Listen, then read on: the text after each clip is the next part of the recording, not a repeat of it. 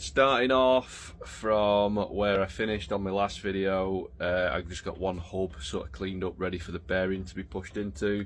So this is hub number 2. So I've literally just stripped it all of all the tape and stuff from the powder coaters.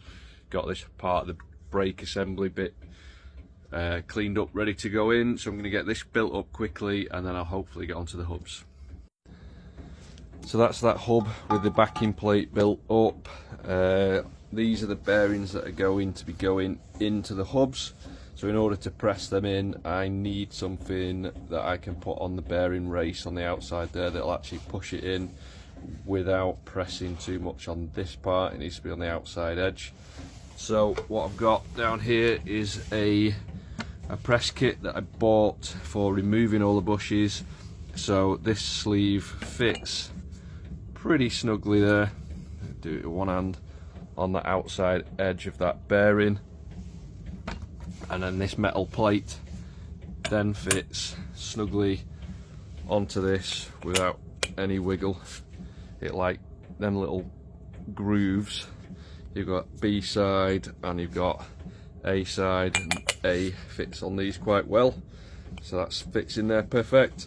So that's going to be the point in which the hydraulic press pushes on, and that will then push the bearing down into the hub in theory. So that's going in there like so, and it'll be pushed in.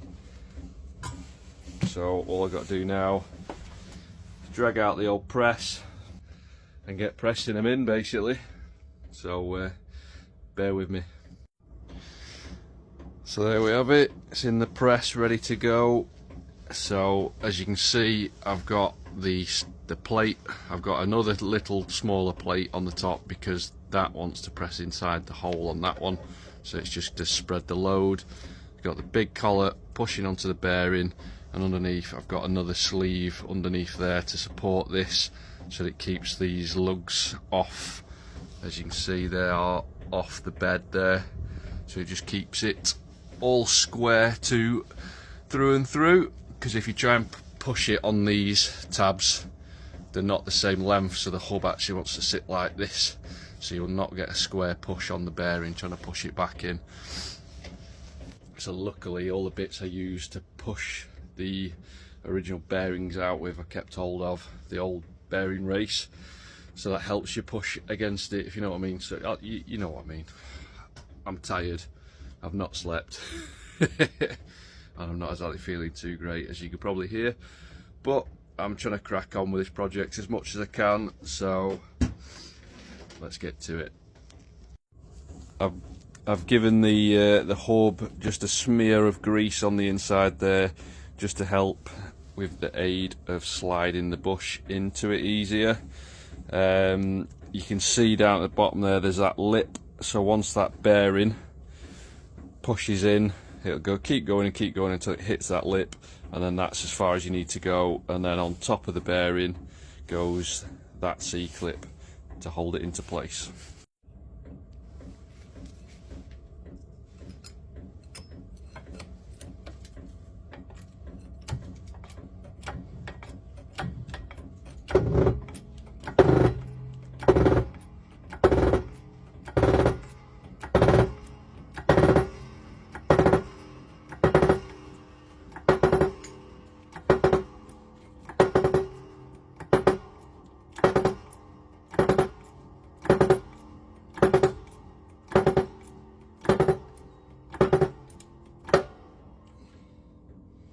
And there we go, that's gone in till it's stopped.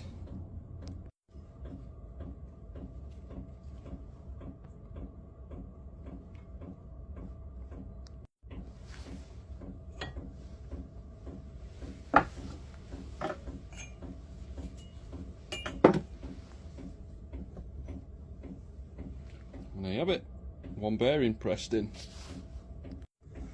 So I managed to get them with these, so you can just squeeze them and it reduces the size of the ring so that you can slot it in.